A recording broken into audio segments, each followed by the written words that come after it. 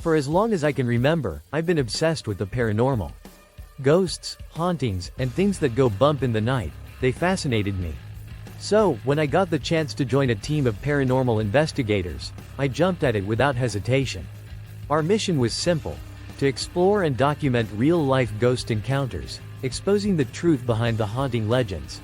Our latest investigation led us to the Blackwood Manor, an abandoned mansion on the outskirts of town. The locals spoke of strange occurrences and eerie apparitions, but no one dared to venture inside. Armed with cameras, audio recorders, and a plethora of ghost hunting gadgets, we set out to uncover the truth. As soon as we stepped through the decaying front door, an oppressive chill enveloped us. The air was thick with dust, and every step we took echoed ominously through the empty halls. Our team leader, Mike, assigned us each a section of the house to investigate. I was given the attic, a place rumored to be the epicenter of the paranormal activity. Climbing the narrow, creaky stairs, I felt a sense of unease settle over me.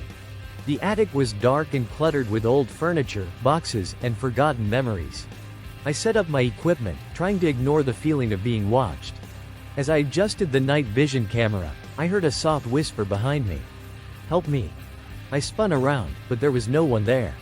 My heart pounded in my chest as I tried to rationalize the sound. Maybe it was just the wind, I told myself. But deep down, I knew it wasn't. I began recording, asking the usual questions. Is anyone here? Can you show yourself? The air grew colder, and a faint mist began to form in the corner of the room. My breath hitched as the mist slowly took the shape of a young woman. Her eyes were hollow, her face twisted in agony. "Help me," she whispered again, reaching out with translucent fingers. I was frozen with fear and fascination. "Who are you? What happened to you?" I managed to ask. She pointed to an old chest in the corner, and then, just as suddenly as she appeared, she vanished. Trembling, I approached the chest and opened it.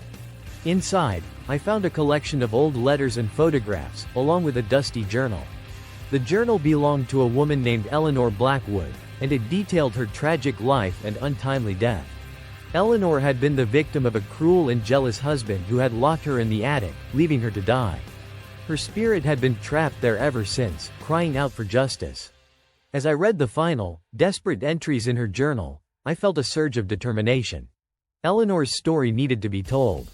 She deserved to be remembered, not as a ghost, but as a person who had suffered and died alone.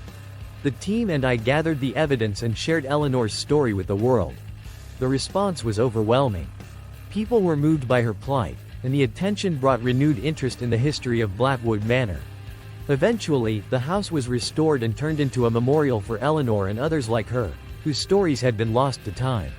Even now, I sometimes feel Eleanor's presence, a gentle, grateful whisper in the wind. We had unraveled a haunting ghost encounter and exposed a real-life horror, bringing peace to a tortured soul. It was a reminder that the past never truly stays buried, and sometimes, all it takes is someone to listen.